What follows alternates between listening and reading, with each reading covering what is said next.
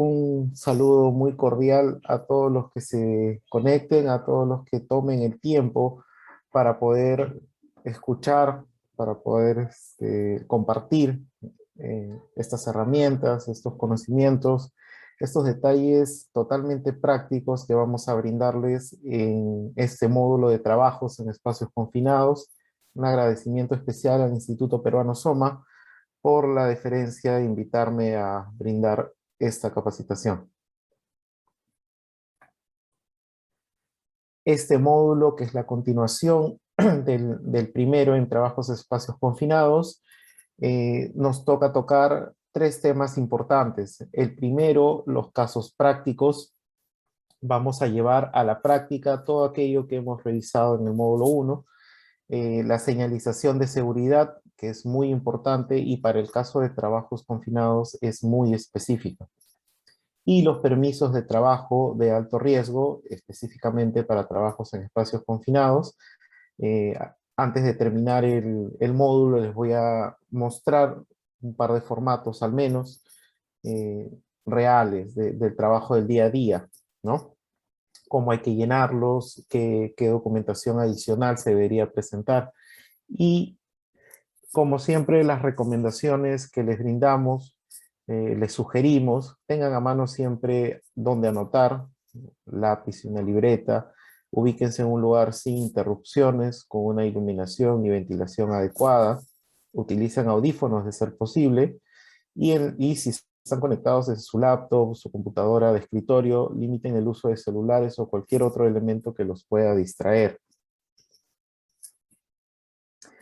E iniciamos nuevamente reiterando, recalcando cuál es la normativa que se utiliza en espacios confinados, o por lo menos la normativa que nos sirve como referencia y respaldo para obtener información relacionada a los trabajos de alto riesgo. Como siempre, la ley 29783 es la que más nos respalda, una ley de seguridad y salud en el trabajo. Su reglamento, el Decreto Supremo 005, en este caso he colocado el Decreto Supremo 42F, es el más antiguo, de 1997 aproximadamente. Es el Reglamento de Seguridad Industrial. Eran las primeras luces de lo que es hoy la Ley 29783. Y de acuerdo a otros sectores, también se menciona trabajos de alto riesgo, en especial algunos detalles sobre trabajos en espacios confinados, en el RECESATE del 2013 para el sector eléctrico y en la norma G050, seguridad en la construcción, para el sector construcción. Iniciemos con los casos prácticos. Se les va a mostrar, o se ha seleccionado 4 casos prácticos donde ustedes van a poder apreciar distintas modalidades de espacio confinado.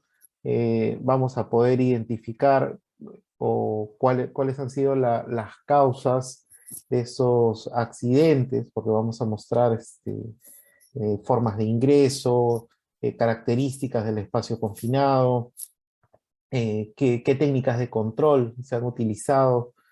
En fin, vamos a iniciar. Les pido a todos que le den una ojeada de 30 segundos para que puedan identificar las características didácticas de este espacio confinado. Este caso nos habla de un accidente por asfixia, ¿no? Al ingresar a este recinto, a este espacio confinado. Se trata de un pozo de bombeo. Bien, como pueden ver, tiene un ingreso por la parte superior, es un ingreso con escalera de gato hacia el final. Esta profundidad de este pozo es de 8 metros, tiene un ancho circular, como la mayoría de los pozos, en este caso de 1,20 m, espacio suficiente o espacio adecuado para que pueda ingresar una persona y que existan otros elementos como una tubería o un sistema de bombeo. El volumen máximo es de 9 metros cúbicos.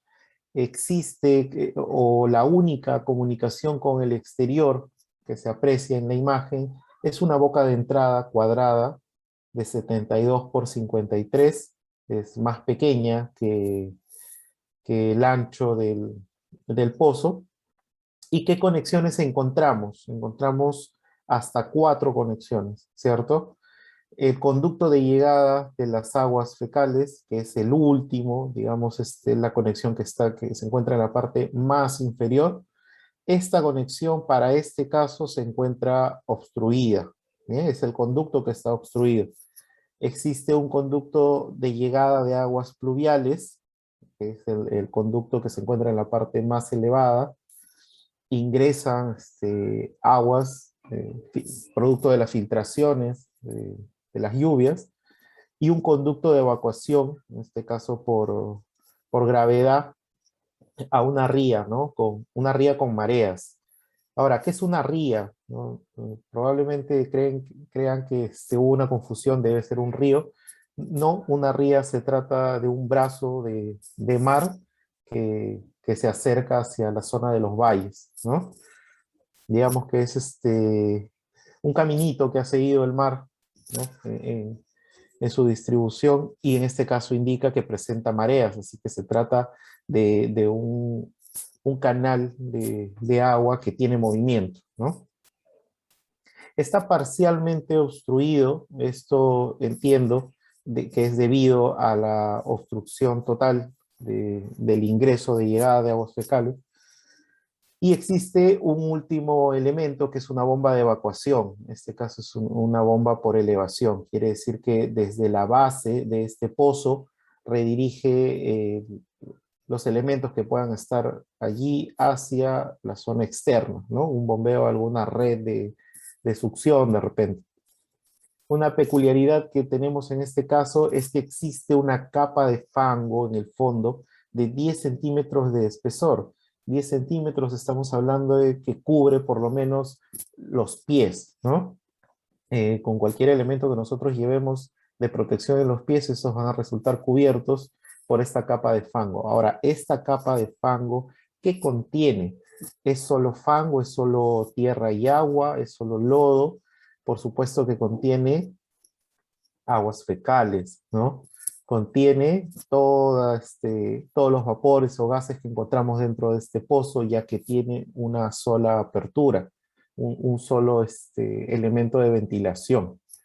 Bueno, ya conocemos de qué se trata, cuál es el espacio confinado, tenemos sus características, hay que recordarlas, por favor. Y en el caso del trabajo que se ha solicitado realizar en este pozo, ¿qué se pide? Tiene que existir personal que va a descender hasta el fondo del pozo, precisamente para que la tobera de agua a presión del camión que va a succionar esté habilitada, y si así se pueda desatascar o desatorar el conducto obstruido, que es el último que les había mencionado de aguas fecales, ¿no?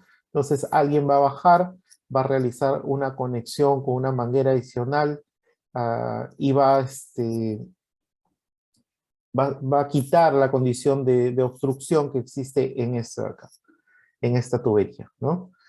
¿Qué se ha realizado previamente? La bomba estuvo en marcha, este sistema de bombeo por lo menos 15 minutos estuvo succionando la mayor cantidad posible de elementos líquidos o semilíquidos con esta apertura retirada. Estaba abierto esto por una cuestión de ventilación para que no se genere presión al vacío, ¿no? Veamos qué sucede.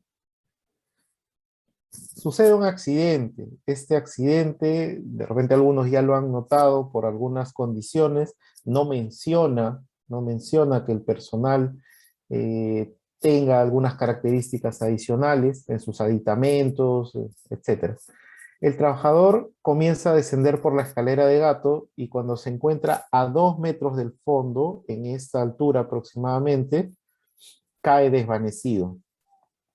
Se queda sumergida la cara en el lodo. Recuerden el alto del lodo que se ubicaba al final del pozo, era de 10 centímetros más o menos. Decía que se puede cubrir una bota, se puede cubrir por lo menos todo el pie.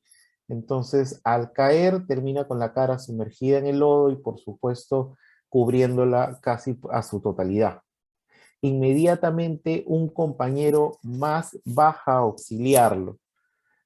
Baja obviamente a una velocidad mucho más rápida que la que bajó el primero, comienza a limpiarle la cara, lo retira de ese lodo, y en ese momento nuevamente cae inconsciente él también. Las características son las mismas, no indica que los trabajadores, ni el primero ni el segundo, haya ingresado con algún aditamento específico o especial para este tipo de trabajos. Mencionábamos en el módulo 1 que existen EPPs ideales para estos trabajos y que se debe realizar pues toda una planificación antes de ingresar. No se menciona esto en este caso. Existe un tercer miembro, un tercer personal, el cual desde la parte externa pide ayuda por radio y luego de 20 minutos los bomberos ya provistos con los EPPs o los equipos respiratorios aislantes, los SCBA, eh, entran a rescatar a los dos trabajadores que se encuentran dentro, ¿no?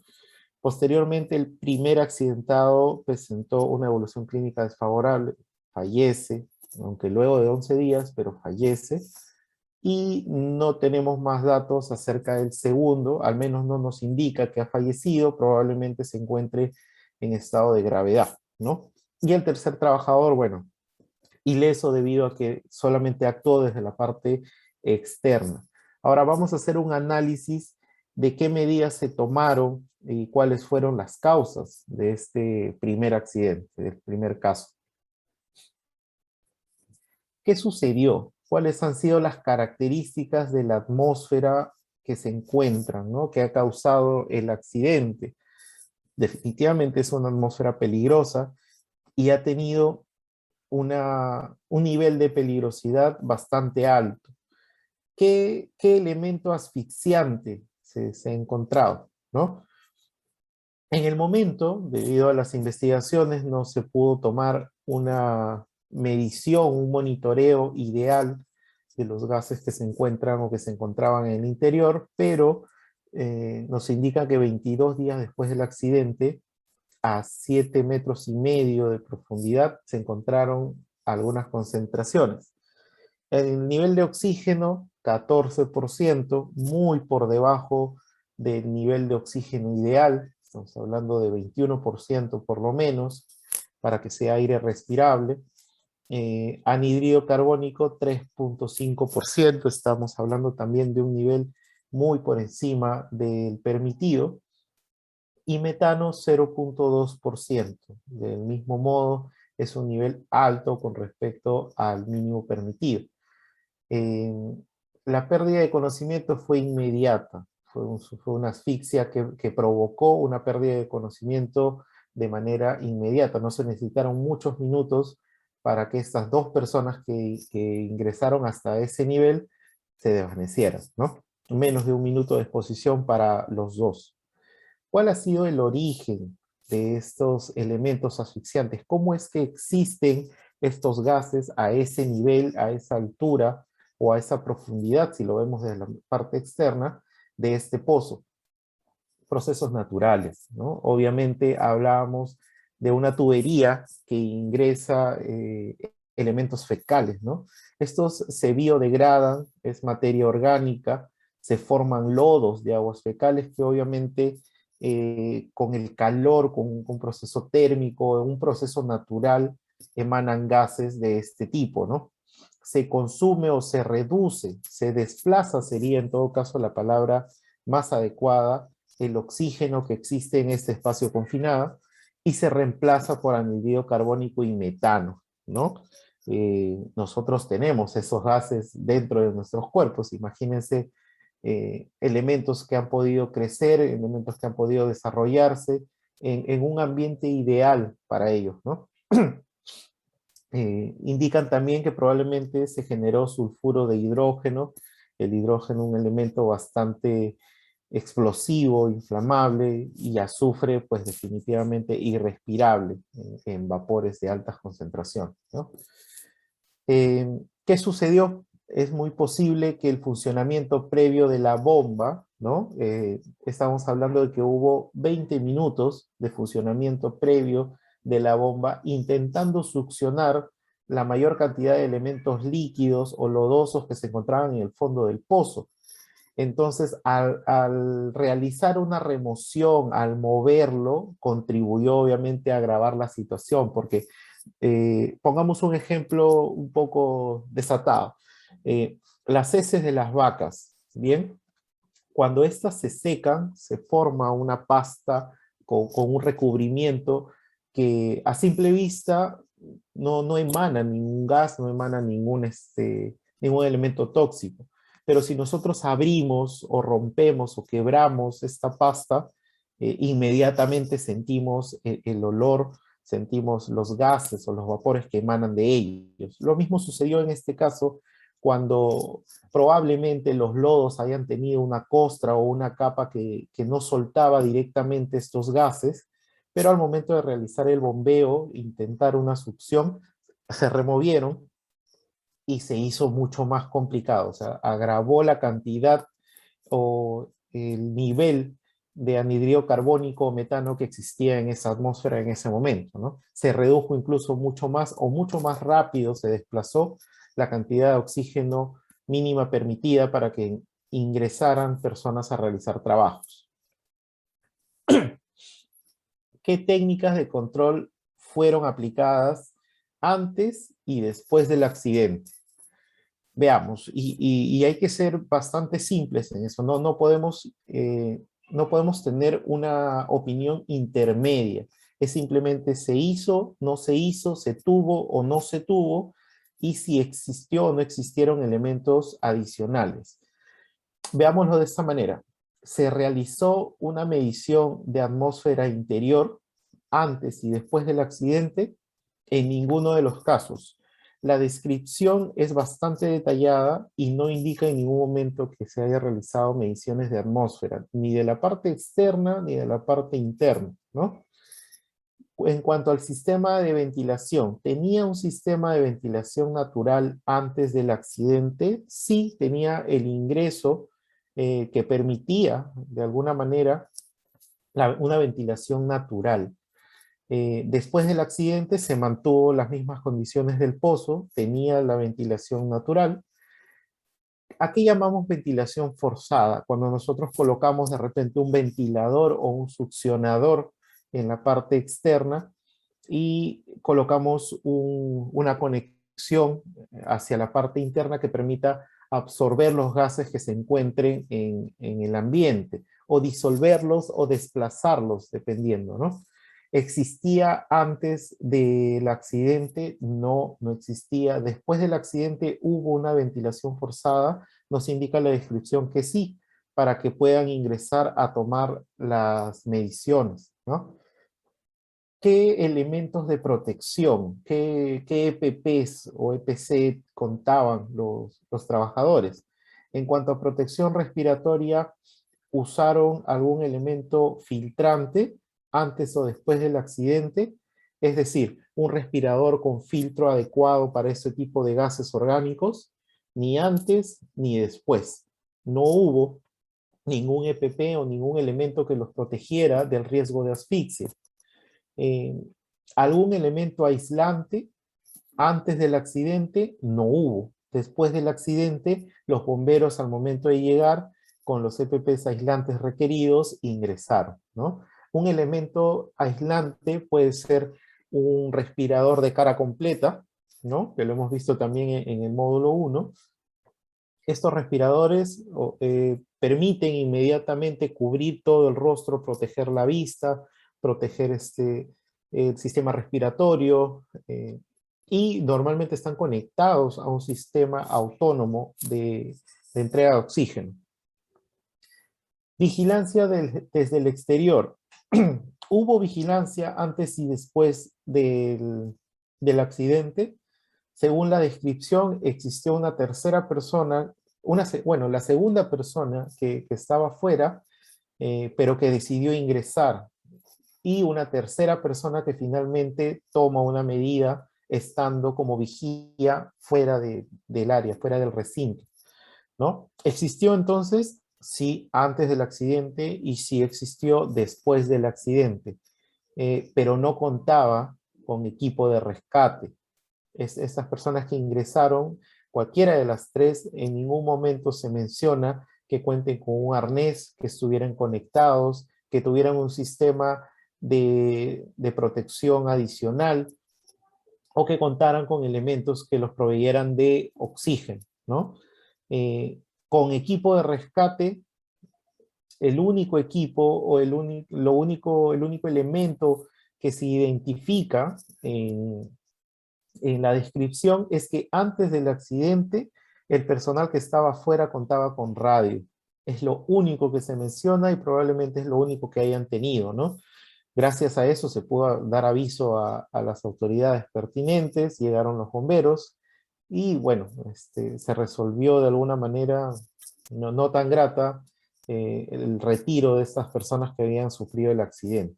Después, después del accidente, entraron o hubo personas con equipo de rescate, en este caso los únicos que tuvieron esto fueron los bomberos, que tenían un sistema de izado para retirar a las personas accidentadas, para ingresar ellos mismos, y obviamente tenían sus radios, ¿no? ¿Cuáles fueron las causas principales del accidente? Ya conociendo el análisis de todo lo que incurrió en el accidente, lo que ocasionó el fallecimiento de una de las personas, los elementos que no se tomaron en cuenta y qué técnicas de control se aplicaron, basamos dos causas. La primera, no hubo suficiente evaluación de riesgos previa, no hubo planificación. En la planificación no hubo, no hubo un requerimiento de los elementos que se requieren para realizar los trabajos en espacios confinados. Y como segunda causa, no hubo o fue inadecuado el procedimiento de trabajo para controlar los riesgos existentes. ¿Qué riesgos existentes? La presencia de gases, la presencia de vapores, el sistema de rescate, de prevención, los monitoreos, no hubo dentro del procedimiento o el procedimiento tal vez no lo indicaba y si lo indicaba no se llevó a cabo como debiera, no se siguió de repente el procedimiento para realizar una verificación previa y ejecutar todas las medidas necesarias antes de ingresar. Detalles aparte, no se menciona en la descripción que el pozo tuviera una señalización adecuada, que en la parte externa existieran de repente láminas que nos permitan identificar todos los posibles riesgos, los posibles elementos que existan dentro del pozo, ¿no? No hay digamos, un elemento visual que nos permita destacar los peligros y los riesgos que se encuentran antes de realizar este trabajo. Bien, pasemos al caso práctico 2. Este caso es de asfixia e intoxicación, o ambos casos en un solo lugar. Vemos una figura un poco más real, ¿no? En la figura 1 es una cámara de aliviadero. Vemos aquí las válvulas, las llaves que se encuentran, una escalera de gato, y de qué tamaño o de qué forma es este recinto, ¿no? Acá vemos un gráfico un poco más didáctico, nos brinda algunas medidas, algunos anchos y altos, qué existe dentro, existe muy similar al caso anterior, existe una tubería de ingreso o salida de elementos pluviales, cámaras pegadas, un alto de 4 metros, un ingreso, ¿no? Una tubería de aguas fecales que está nuevamente parcialmente obstruido. Y veamos qué otras cosas encontramos. Estamos viendo que se están realizando trabajos dentro. Hay dos personas, una afuera, una adentro. Y tenemos más detalles del espacio confinado que vamos a estudiar o que vamos a analizar en este caso práctico 2. Es una cámara de aliviadero, ¿bien? Una cámara de aliviadero, digamos, típica, ¿no? Es un colector. Tiene una profundidad de más de 4 metros, 4.4 metros. La sección es cuadrada, digamos que tiene forma cuadrada, cúbica, en todo caso, de 2.8 metros por 2.8, un volumen total de 34.5 metros cúbicos, es todo lo que cabe aquí dentro. ¿Existe comunicación con el exterior? La única entrada y salida es una boca de entrada de 2 metros por casi 1 metro, ¿no? Espacio suficiente para que entre una persona y se puede evidenciar que existe una escalera de gato para el ingreso, ¿no? ¿Qué conexiones encontramos dentro de esta cámara? Dos conductos de llegada de agua, de mar y pluviales. Estas bocas están sumergidas en la base de esta cámara, ¿no? Y un conducto de salida y entrada de aguas fecales. Como les decía, muy parecido al caso anterior. ¿Qué singularidades, qué peculiaridades encontramos en este caso? Existe una capa de fango, esta vez un poco más alta, estamos hablando de 30 centímetros de espesor. Esto ya cubre pies, cubre tobillos, y dependiendo pues de la altura del trabajador, puede cubrir hasta parte de la canilla, ¿no? El colector se encuentra en fase de construcción, es decir, se está implementando la succión de los elementos que estén aquí en la base. Pero está conectado aguas abajo con la red de saneamiento, ¿no? Hay un conducto de 40 centímetros de diámetro que permite hacer las veces de desagüe, ¿no? Con un sumidero. ¿Qué trabajo se va a realizar en esta ocasión? Vaciado y limpieza de la cámara, ¿no? Todos estos elementos que se encuentran en la base, estos elementos fangosos, las paredes, el sistema de descenso, ascenso, estas escaleras, se va a hacer un mantenimiento general y se va a vaciar, ¿no? Eh, Van a instalar un equipo de regulación del caudal en estos conductos donde llega agua en el fondo del recinto. ¿Bien? Tenemos claro entonces dos personas, un recinto cuadrado de más de 30 metros cúbicos de volumen, dos tuberías, una con residuos fecales, otros con agua de mar o restos fluviales, y un trabajo de limpieza y vaciado de todo dentro, ¿no? ¿Cuál fue el accidente en este caso? Bombearon el agua, retiraron todo el elemento líquido que pudieron encontrar, a una altura de unos 30 centímetros. Un trabajador desciende al fondo de la cámara e inicia con la limpieza con una manguera de agua a presión, ¿no? Que es lo más común a utilizar dentro de estos tipos de recintos, de estas cámaras, ¿no? Llegado el momento, dirige el chorro hacia el interior del conducto de aguas fecales. Entonces, al momento de realizar la limpieza con esta manguera de agua a presión, limpia esta parte de la tubería y el fondo, ¿no? La base, que está un poco obstruido, ¿no? Se ve afectado por los gases desprendidos. Aquí vemos mucha similitud con el caso anterior. La bomba que estuvo activa para retirar las aguas fecales o el lodo estuvo activa por 20 minutos más o menos. Remueve el lodo, remueve los asentamientos fecales y estos pues emanan gases. Lo mismo sucede con la manguera de agua a presión. Remueve las aguas fecales y estos emanan los gases de manera inmediata, ¿no? Se siente mal, se siente mareado, intenta salir de la cámara por la escalera de gato. Es un recinto, como les digo, mucho más grande que el anterior, en el anterior caso, pero cuando ya estaba a punto de llegar al final, desfallece, se desvanece y cae al fondo. Entonces, aquí ya no solamente se desvanece al llegar a la base, o sea, en el caso anterior veíamos que llegando a la base, faltando un par de metros, el señor pierde el conocimiento. Aquí es cuando ya está a punto de salir. Y habíamos hablado que tiene una altura de 4.4 metros. Valga decir, 3 peldaños es poco más o poco menos de 1 metro. Él cae a una altura de 3 metros hacia la base, ¿no? Queda tumbado, un poco inconsciente. El ayudante que estaba en el exterior, el vigía, debería mencionarse como vigía, pide auxilio y al momento acude un policía municipal, estamos hablando de un área externa, baja y logra levantar al accidentado y lo pone al alcance del personal que estaba en el exterior, al alcance de su ayudante, ¿no? En ese momento, al policía presenta características también, digamos, ya no de asfixia, sino de intoxicación, se tiene mal, se siente mal y cae al fondo. Después se recupera, sale por sus propios medios. Ambos accidentados fueron trasladados a un centro médico, ¿no?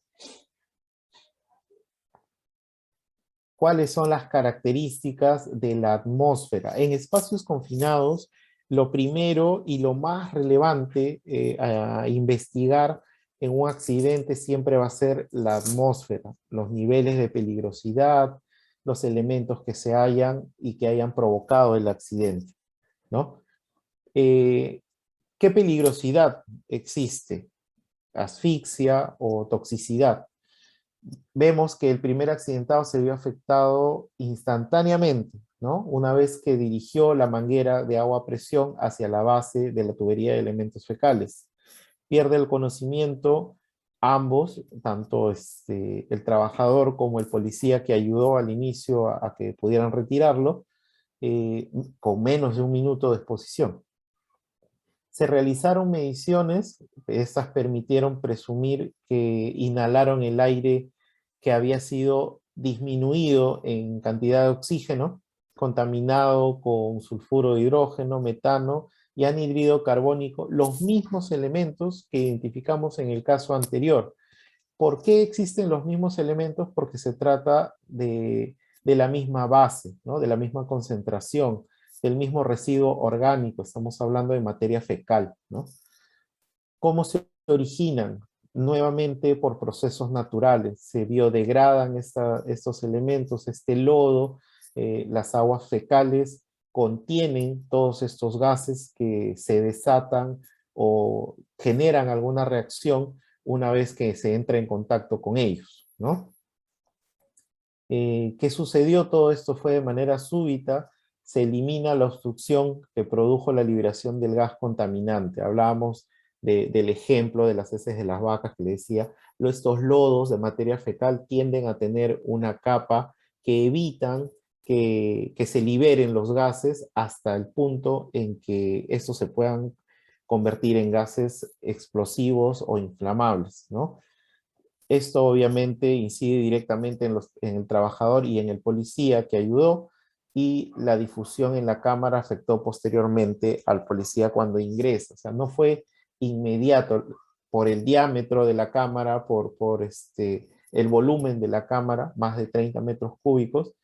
eh, los gases tardan en liberarse y es cuando entra el policía que el nivel de gases que se encontraba en la cámara ya había aumentado, ¿no?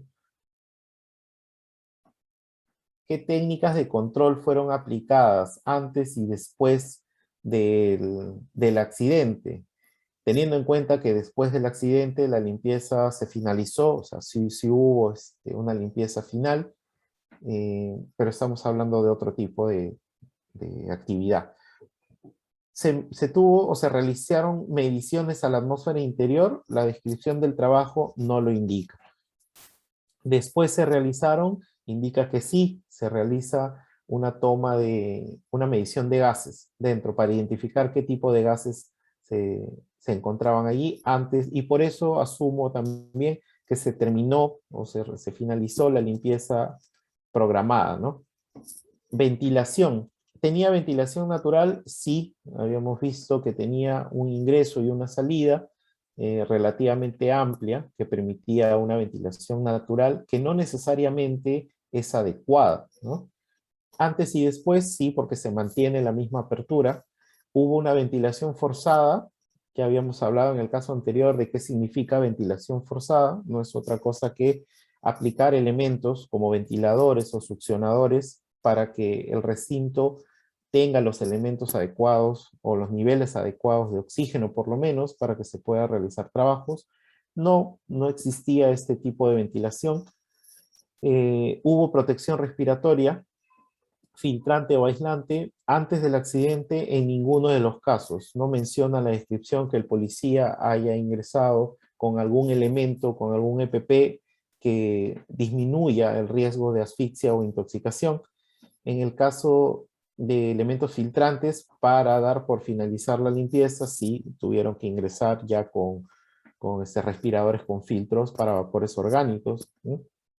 Y en el caso de la vigilancia, ¿hubo personas o hubo personal fuera? Sí hubo, pero no contaba con equipos de rescate.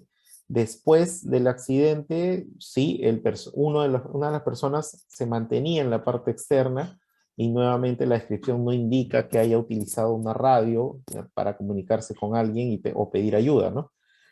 Hubo personas afuera con equipos de rescate ni antes ni después del accidente. ¿Cuáles fueron las causas o las causas principales de este accidente? Ya hemos evaluado, hemos analizado bien la descripción y qué técnicas de control se han aplicado. Nuevamente, insuficiente evaluación de riesgos previa a la intervención. Vemos que en similitud al caso práctico 1, no se han tomado las medidas necesarias de planificación. ¿Cuán importante es planificar el trabajo para determinar qué elementos se requieren y evitar este tipo de accidentes, ¿no? ¿El personal está calificado o no? Yo determinaría que no, porque ellos al estar calificados tendrían, tendrían conocimiento de qué equipos deben usar o deben mantener activos para poder ingresar a realizar la actividad. Inadecuado procedimiento de trabajo, yo del mismo modo sospecho que el procedimiento de trabajo sí existe, pero probablemente no lo hayan seguido a cabalidad, no lo hayan leído, no lo hayan comprendido, entonces hay elementos que se han omitido en este caso, ¿no? Los procedimientos habitualmente indican qué tipo de PP debes utilizar y cuál es la forma o el paso a paso para realizar estos trabajos, ¿no? Bien, pasemos ahora al caso práctico número 3. Explosión en espacio confinado. Ya hemos visto asfixia e intoxicación. Ahora vamos a ver explosiones en espacios confinados. Como podemos ver en las figuras, la figura 1, vemos un camión cisterna, probablemente de combustibles. Vemos un personal que está subiendo sobre la parte superior del camión cisterna, que procede a ingresar a trabajar, probablemente a realizar una limpieza, lo vamos a ver en la descripción. No vemos o no identificamos a simple vista que este trabajador cuente con alguna protección respiratoria. Al parecer está trasladando iluminación, o de repente está realizando soldadura. Vamos a ver el caso y cuál es su descripción. ¿Cuál es el espacio confinado? Es una cisterna de transporte, ¿no? Es una cisterna monotanque, quiere decir que es un tanque completo de 30 metros cúbicos. Tiene 4 compartimientos en la parte superior que se comunican internamente por escotillas en cada una de las etapas de esta cisterna, ¿no? Que lo separan por la manera interna. ¿Cuál es la peculiaridad? El último producto que esta cisterna transportó fue aceite mineral, aditivo para lubricantes, ¿no? Era un insumo que iba a ser transformado posteriormente para la creación de lubricantes. ¿Qué proceso se realizó? ¿Cuál fue el trabajo? La idea era limpiar el interior de la cisterna por vaporizado. Entonces, un chorro de vapor a muy alta temperatura para poder desprender este aceite y sustraer todo el residuo del interior de la cisterna. ¿Qué fases tenía este trabajo? Primero el vaporizado, ¿no? Lavar con agua caliente a presión, añadir agentes de limpieza, detergivos o detergentes probablemente, y realizar una inspección visual, ¿no? Conforme se va avanzando el trabajo, visualizar que las paredes internas de la cisterna están quedando limpias y libres de estos restos de aceite. El equipo de trabajo estaba formado por 2 personas. Ahora vamos a ver qué sucedió. ¿Cuál es la descripción del accidente? Nos indica que uno de los trabajadores se dispone a comprobar el interior de uno de los compartimientos con una lámpara portátil. Bien, ahora sí sabemos que se trata de este trabajador que en aparente realización de la actividad tiene una lámpara portátil, no se le ve o no se identifica que cuente con algún elemento de protección respiratoria, ¿no? Se produce una explosión que lo arroja al suelo desde lo alto de la cisterna, ¿no? Resulta con quemaduras en la cara y brazo y traumatismo lumbar. Entonces, definitivamente él ingresa con esta lámpara hacia el interior por una de las aperturas y al momento de la explosión, él sale hacia la parte externa, no cae. Su compañero, que estaba a unos 2 metros, aparentemente en la parte inferior, no subido acá apoyándolo en el trabajo, resulta también desplazado por una onda expansiva, queda retenido por la barandilla de protección de la pasarela, esta barandilla. Entiendo que el trabajador estaba a 2 metros, más o menos a esta altura, y sufre algunas contusiones, leves, pero contusiones o consecuencias de la explosión.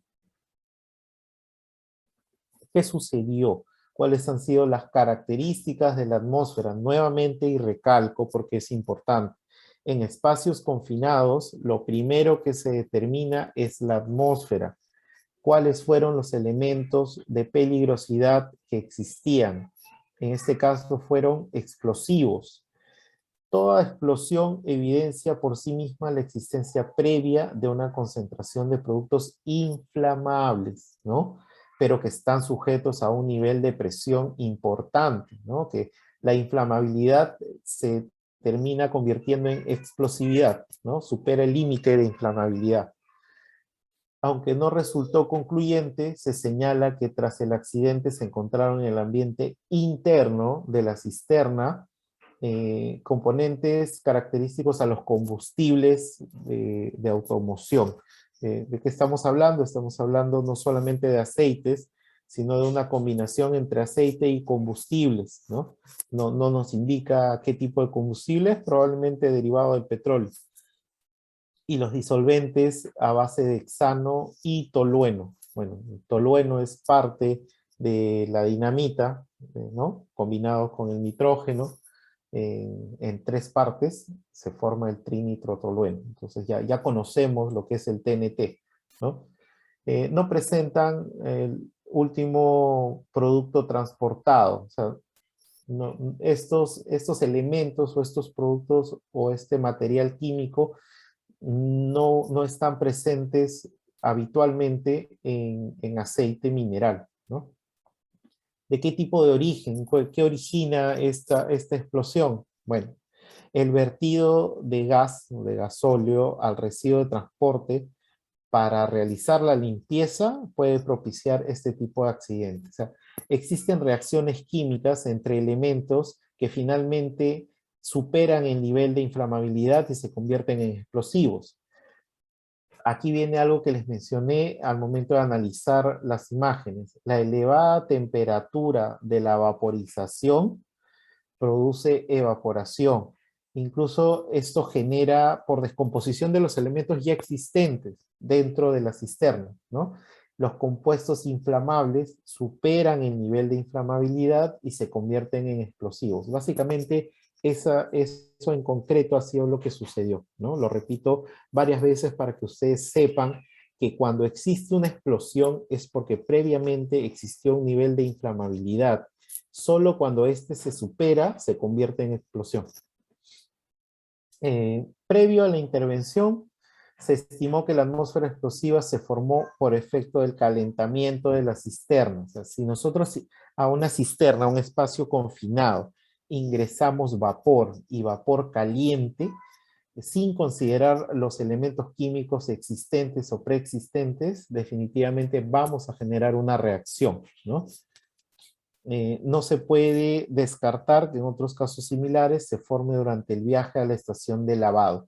¿Qué quiere decir esto? Que la cisterna previamente ha tenido que desplazarse de un punto hasta el punto en donde se va a ejecutar su limpieza. Entonces, en el trayecto existe movimiento de cualquier elemento que se encuentre dentro de la cisterna. Se ha ido generando un nivel de inflamabilidad importante en la combinación de los elementos químicos que se hallaban dentro de la cisterna. Lo mismo que sucedía en los dos casos anteriores con la bomba, ¿no? O con el intento de remoción de algunos elementos en la base, lo único que se hace es agravar la peligrosidad de la atmósfera. ¿Hubo alguna técnica de control aplicada? Vamos a ver. ¿Hubo medición de atmósfera?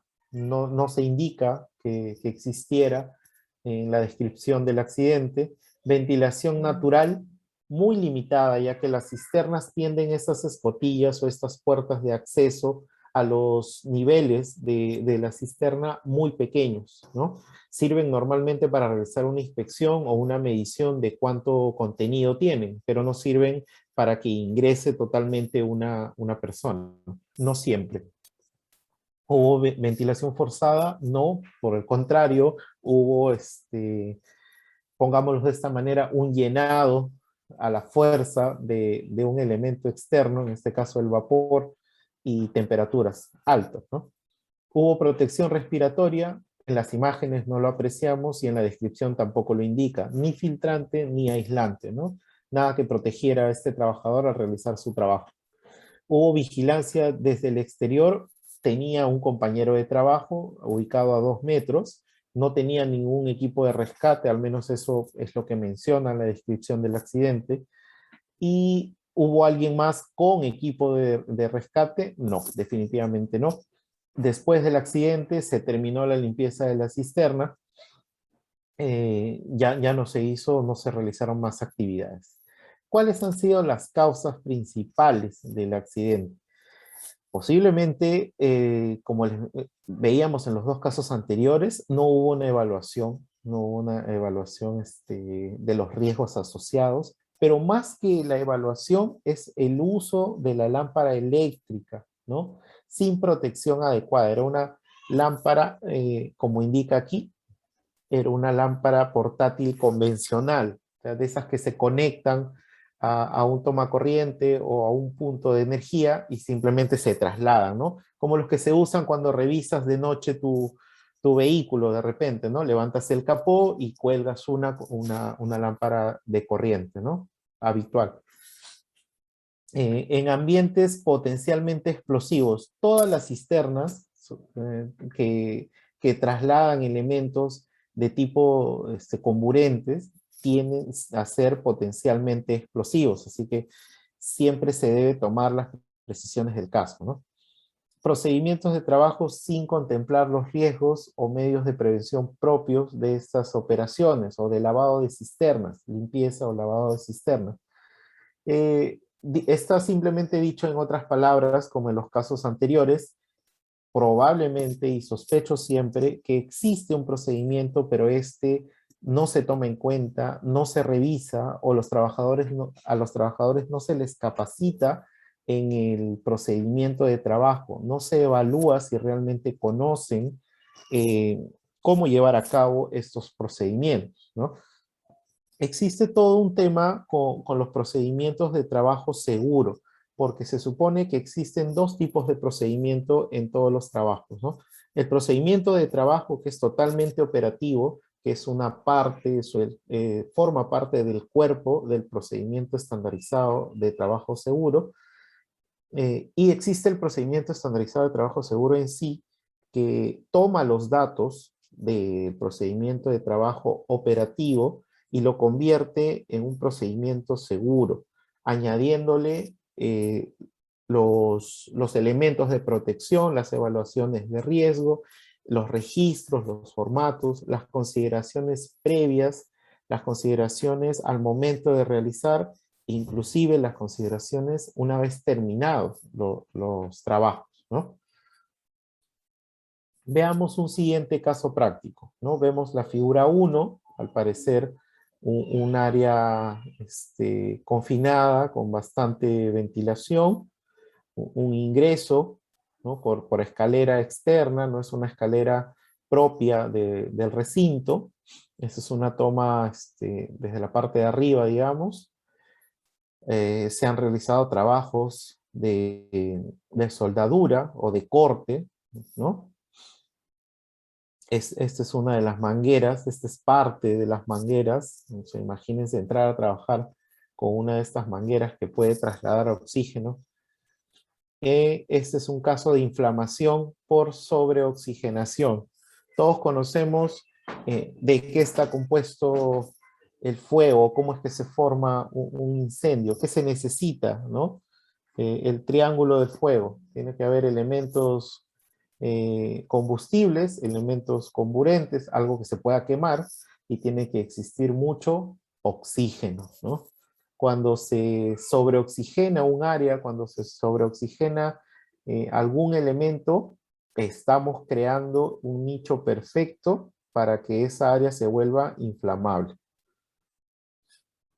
¿Cuál es el espacio confinado? ¿Qué es lo que vemos en las figuras? Es una bodega congeladora de barco de pesca. Entonces, imagínense, los espacios confinados están en los lugares que menos sospechamos, ¿no?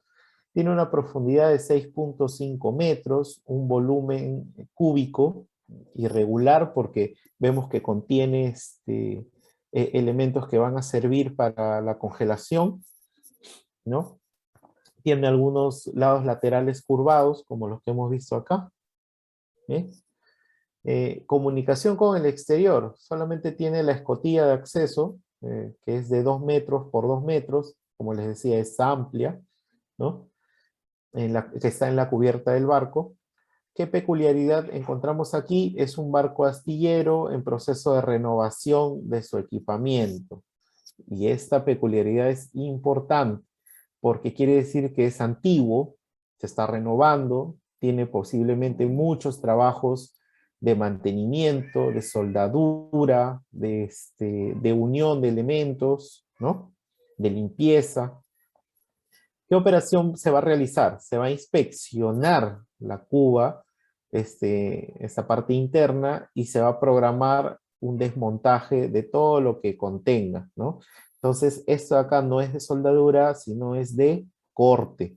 O sea, los elementos internos, los elementos metálicos o que se encuentren en las paredes van a ser retirados y se va a hacer una remodelación de esta área. ¿Qué sucedió? ¿Qué pasó en este accidente, en este caso? La víspera de este accidente se comenzó el desmontaje del equipamiento de la cuba. Si estamos hablando de una congeladora, debe haber tenido elementos para el congelamiento adicional a las paredes. Entonces se ha ido retirando poco a poco, ¿no? Dice que en estas labores un trabajador sufrió quemaduras en el cuello cuando terminó de cortar un tubo vertical. Desde esta escalera estaba cortando un tubo vertical. Se suspendieron los trabajos buen tiempo, ¿no? Posteriormente se comprueba que el tubo recién cortado con un soplete, este de acá, ¿no? De oxiacetileno, también había producido una perforación en una manguera de oxígeno. Miren lo que ha pasado acá, ¿no? El trabajador mantenía colgado de su hombro. Es habitual que cuando desciendan por escaleras y se realicen trabajos a la altura y no se utilizan los equipos adecuados, de repente acá pues, se pudo armar un cuerpo de andamio, de repente acá se puede utilizar otro tipo de escalera, ¿no? Pero estamos hablando de un pequeño barco astillero, así que se trabaja normalmente con lo que se tiene. Y estas mangueras, uno no las lleva pues atadas a la cintura, rodeando el cuello, sino que las cargas al hombro y te extiendes lo más que puedes para realizar el trabajo, ¿no? Al momento de hacer el corte, probablemente no se percató y perforó también la manguera de oxígeno. Nos dice que al día siguiente el jefe de grupo baja a la cuba para programar la continuación de estos trabajos, o sea, que se siga desmantelando esta cuba de congelación. Y a los pocos instantes sube envuelto en llamas, ¿no? Fallece unos días después, tuvo quemaduras en el 98% de su cuerpo. Un accidente realmente grave, importante, ¿no? La distribución y estado de los efectos personales del accidentado esparcidos en el fondo de la cuba. se indujo a estimar que la inflamación se inició por encender un cigarrillo en su interior. ¿Cuántas veces hemos visto inicios de incendios o accidentes relacionados a fuego por un cigarrillo? Eh, Aparentemente, este es un área muy ventilada, no se tiene noción de que existan gases peligrosos o que exista oxígeno que en esta área esté con sobreoxigenación, ¿no? Pero se había obviamente dejado los balones y las mangueras dentro del área y nadie se había percatado que la manguera de oxígeno estaba con un agujero, ¿no? Probablemente toda el área se fue llenando de un nivel de oxígeno importante. ¿Cuáles han sido las características de la atmósfera? Se los reitero, lo primero a evaluar o analizar en un trabajo de espacio confinado es la atmósfera, ¿no? ¿Qué atmósfera peligrosa fue la que ocasionó? Estuvo sobreoxigenada, ¿no? Una importante elevación en los niveles de oxígeno. La vestimenta del trabajador y sus efectos personales fue muy intensa, ¿no? Probablemente no tenía un traje antiflama, ¿no? Que ayudara de repente un poco a minorar la situación. Fue instantáneo, no se produjo una onda expansiva que normalmente sucede en las explosiones. Esto puede ser por la forma o el volumen de esta cuba. ¿Cuál fue el origen? La manguera de oxígeno presentaba una perforación de 30 milímetros más o menos. Lo hemos visto en la figura anterior. Esta es la manguera, la azul. Y la presión de oxígeno en la manguera era de 5 a 6 kilogramos por centímetros cuadrados. Entonces, ¿qué quiere decir esto? El oxígeno fue saliendo de a pocos. No fue un chorro de oxígeno, no fue un vaciado de tanque inmediato, sino que fue llenando el ambiente con mayor nivel de oxigenación poco a poco, ¿no? Fue lento. Previo a la entrada, el oxígeno estuvo escapando por la perforación de manguera durante 1 hora, más o menos. Hubo liberación de oxígeno de estos tanques para corte. Durante la noche se cortó la alimentación de los sopletes, ¿no? Entonces hubo una cantidad importante de oxígeno liberada, se corta la alimentación de estos sopletes, entonces ya no hay más oxígeno, pero aún se mantiene dentro de la cuba todo lo que pudo escapar o liberarse, ¿no? ¿Qué técnicas de control se aplicaron? Hubo medición de atmósfera al entrar, al realizar los trabajos, no solamente los trabajos iniciales del corte de esa tubería, sino también del personal que ingresa después, del jefe de grupo. No hubo ninguna medición de atmósfera. Posteriormente, sí, y ahí es donde se evalúa que hubo sobreoxigenación. Ventilación natural, sí, y muy amplia. Ventilación forzada, parcialmente, ¿no? Porque vemos en las imágenes que hubo un ventilador en la escotilla, podemos ver aquí en la imagen 1, esto de acá, que la función básicamente era ventilar o retirar o succionar un poco el aire que se encuentra en la parte interna de la cuba, ¿no? ¿Hubo protección respiratoria, filtrante o aislante? No, en definitiva, ni antes ni después, porque si no, este jefe de grupo no hubiese podido, pues, encender el cigarrillo, ¿no? Vigilancia del exterior, sin equipo de rescate, no hubo.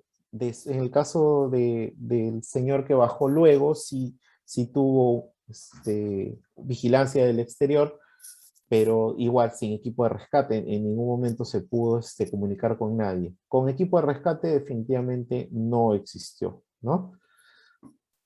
¿Cuáles fueron las causas principales del accidente? Nosotros diríamos que muchas, ¿no? Pero hemos determinado, hemos concluido en que la permanencia del soplete en el interior de la cuba desde el día anterior. ¿Qué hubiese pasado si el soplete o la manguera no se hubiera quedado dentro de la cuba? De repente se hubiese quedado en la parte de afuera. ¿Qué creen ustedes? Yo creo que hubiera sido peor, ¿no? Porque de alguna manera el oxígeno se concentró en la cuba y no en toda el área interna de este pequeño barco astillero, ¿no? Porque imagínense una hora de oxígeno circulando por todo el ambiente cerrado de la parte interna, probablemente hubiese sido una explosión más importante, no solamente una deflagración, una inflamación para este personal, ¿no? Sino para todo el barco. Aplicación incorrecta de la técnica de ventilación forzada. La ventilación forzada también tiene un procedimiento para que se realice, no es, digamos, simplemente colocar una manguera o un ventilador succionador, sino es determinar según el volumen del espacio confinado dónde colocarlo, si se coloca más hacia la parte inferior, hacia la parte central o hacia la parte superior, si es necesario que tenga un motor potente, si debe ser de un flujo menor. Entonces, hay elementos que se deben identificar en la ventilación forzada, en la colocación de un succionador de aire, ¿no? Incluso hay ventiladores que en lugar de succionar el aire, ingresan aire puro, digamos, aire fresco, desde el exterior hacia el interior del espacio confinado, ¿no? El hábito de entrar en espacios confinados sin evaluar previamente la peligrosidad, eso lo hemos visto en todos los casos que hemos analizado hasta ahora, no se cumple con planificar, no se cumple con tener en cuenta todos los elementos necesarios y previos para poder ejecutar trabajos en espacios confinados, ¿no? Desconocer los riesgos asociados a las atmósferas sobreoxigenadas.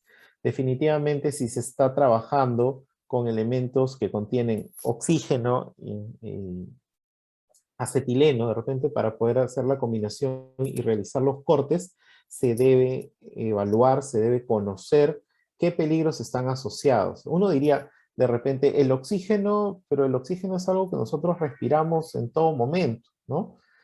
¿Por qué nos puede hacer daño? Cuando todo supera eh, un nivel adecuado, se convierte en un peligro importante. La sobreoxigenación, como les hablaba al inicio, tiene mucho que ver con el inicio de fuego, con la alimentación del fuego. El fuego se alimenta de oxígeno precisamente. Bien, estos son los 4 casos que hemos podido ver. Nos vamos a tomar una pausa de 15 segundos, por favor. Les pido que si tienen alguna duda, alguna pregunta, puedan mencionarlo, puedan anotarlo para una posterior resolución.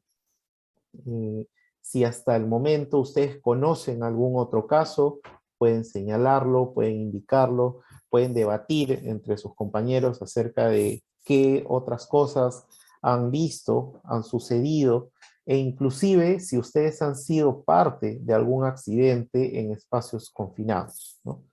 Les pido, por favor, ya